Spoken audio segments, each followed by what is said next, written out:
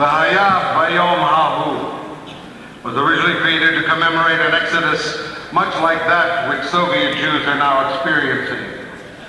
The exodus of the Yemenite Jews in the early 50s.